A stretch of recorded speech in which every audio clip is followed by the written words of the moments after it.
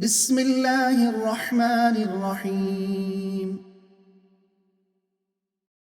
ولو يعجل الله للناس الشر استعجالهم بالخير لقضي إليهم أجلهم فنذر الذين لا يرجون لقاءنا في طغيانهم يعمهون. وإذا مس الإنسان الضر دعانا لجنبه أو قاعدا أو قائما فلما كشفنا عنه ضره مر كأن لم يدعنا إلى ضر مسه كذلك زين للمسرفين ما كانوا يعملون. ولقد أهلكنا القرون من قبلكم لما ظلموا وجاءتهم رسلهم بالبينات وما كانوا ليؤمنوا كذلك نجزي القوم المجرمين. ثم جعلناكم خلائف في الأرض من بعدهم لننظر كيف تعملون. وإذا تتلى عليهم آياتنا بينات قال الذين لا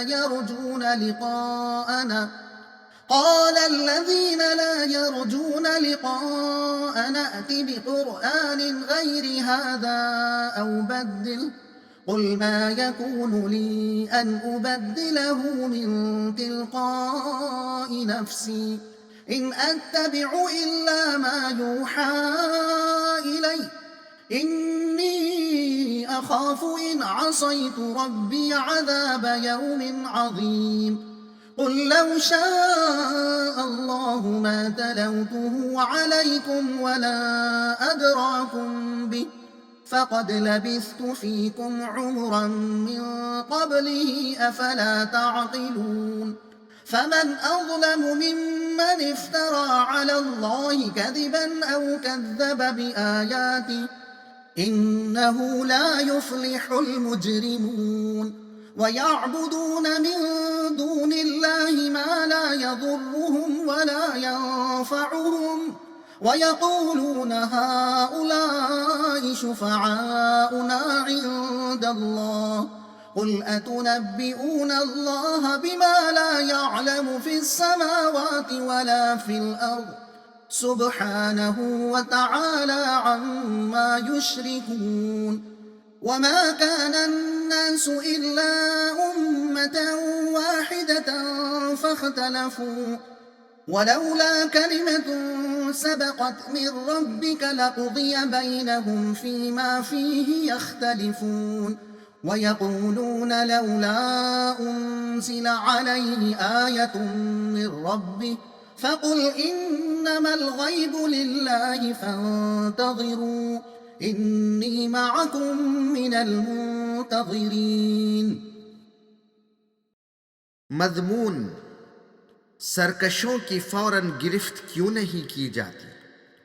कम ज़र्फ़ इंसान का रवैया क्या होता है? मतलब हम उन लोगों की जो हमसे मिलने की तवक्को नहीं रखते फौरन गिरफ्त नहीं करते ताकि उनको सोचने और संभलने का मौका दिया जाए, और जब रियायत की मुद्दत ख़त्म हो जाती है तब उनकी गिरफ्त की जाती है। इसके बरअक्स कम ज़र्फ़ इंसानों का तरीक़ा ये होता है कि जब उन पर मुसीबत आती है तो खुदा की याद करते हैं, और जहाँ राहत का दौर आया सब कुछ भूल जाते हैं। यही वो लक्षण हैं जिनसे कौमें अपने आप को अज़ाब का मुस्तहिक़ बना लेती हैं। तुमसे पहले जिन कौमों ने ये रविश इख्तियार की हमने उनको हलाक कर दिया।